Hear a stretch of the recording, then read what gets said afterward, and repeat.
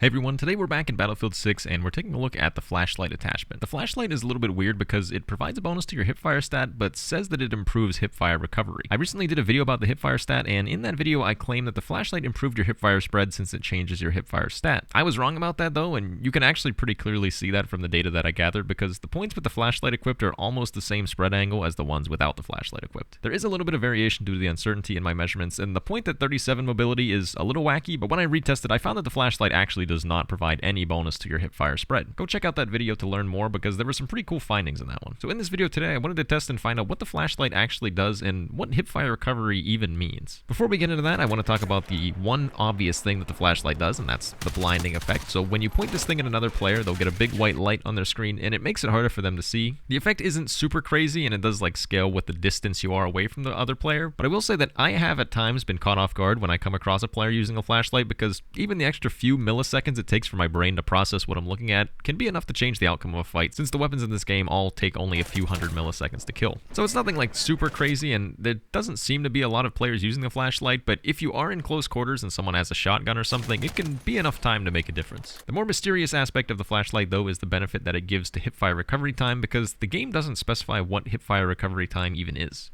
So when you fire full auto with a gun in Battlefield 6, your hipfire spread gets a little worse with every shot, so by the end of firing a full magazine, your hipfire spread can be a lot worse than when you fired the full shot. Exactly how much worse it gets scales with your hipfire stat, so go check out that other video I mentioned if you want to learn more, because it's kind of counterintuitive, because guns with a high hipfire stat actually get a lot worse spread increase than guns with a low hipfire stat. So what is hipfire recovery then? Is it how fast your reticle returns to normal after you stop firing? Because that would kind of be like a recovery. And well, the answer is that it's kind of correct, but the important effect is not really about what happens when you stop firing totally, because, well, after you've stopped firing, you're not shooting anymore, so who cares what happens? Hipfire recovery also affects how much your hipfire spread recovers in between shots. If you ever watch the hipfire reticle, you'll notice that it's kind of bouncy, and that's because it expands every time you fire, but then shrinks a little bit in between your shots. By getting a bonus to your hipfire recovery, you're essentially slowing down the rate at which your hipfire spread worsens as you fire full auto. So this means that you'll have to fire more shots before hitting your maximum hipfire spread.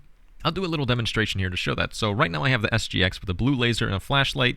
From my other video, I found that having a gun with a high hipfire stat, as I mentioned, means that we should have a very noticeable difference between our minimum and our maximum hipfire spread. This gun has a hipfire stat of 88, so it should be very obvious. Let's start by firing full auto at this wall without our flashlight on, and then we can go back and analyze the footage to see what happened there.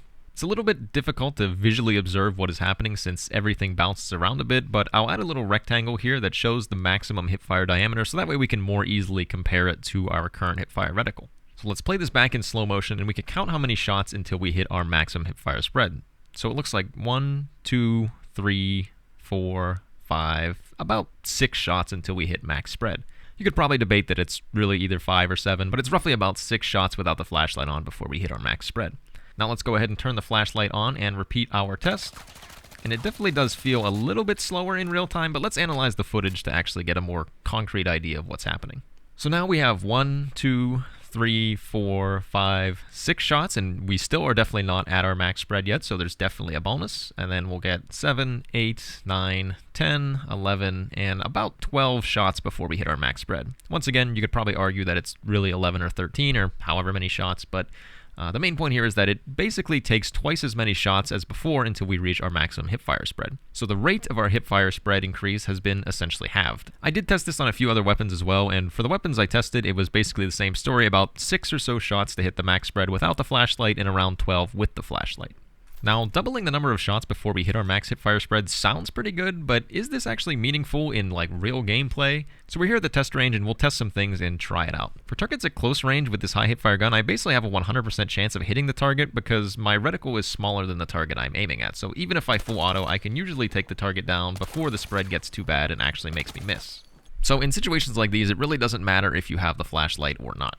For targets at a distance, though, the story's a little bit different because I'm not guaranteed to hit them with any bullets, so having a smaller reticle should provide a pretty meaningful bonus. So right now my flashlight is off, and I'll do a few tests bursting and then a few tests full autoing, so that way I can get a feel for how things are without the flashlight. So I'll start with some bursting, and you can see that it's decently accurate. I mean, usually we can take a target down in like maybe 5 or 6 shots, something like that. Let's go ahead and do some full auto as well, which really doesn't feel good there. I think we maybe fired the entire mag and didn't really take this guy down, so let's get him back to fresh, and we'll try again. And you can see that it's probably taking, I don't know, maybe on average about 15 or 20 shots. Obviously, you get some instances like that where you get much shorter numbers of shots before you take them down, but generally doesn't feel great firing full auto at this distance. Now let's go ahead and turn our flashlight on, and I will say the one other annoying thing is that it's very hard to tell if your flashlight is on just looking straight ahead. You kind of have to look at a surface before you can really see if it's on. And you can see even up close, you really can't tell if it's on at all. But now our flashlight and our laser are both on, so let's go ahead and let's look at this target and let's try bursting again. And it definitely feels, well, I don't know if I'd say definitely. It maybe feels a little bit better, but to me, it doesn't feel like a huge increase in benefit here. I mean, we're still probably taking about, I don't know, 5 or 6 shots or so before we take a target down on average. Maybe, I don't know, maybe 8. I can't exactly think how many bursts I'm taking while talking at the same time, but it maybe feels slightly better in this case. Now let's go ahead and try some of our full auto tests. And that still didn't feel great. We were actually able to take out 2 targets with a single mag, so, you know, once again, maybe around like 15 shots. That one felt pretty good. That one felt solidly okay, I would say. That one was really bad. like really tremendously bad. That one was pretty good. Pretty good. So I would say that there's maybe a little bit of bonus that I can feel here from having the flashlight on, but it really is not huge. Like, it's not a night and day difference that I can really feel.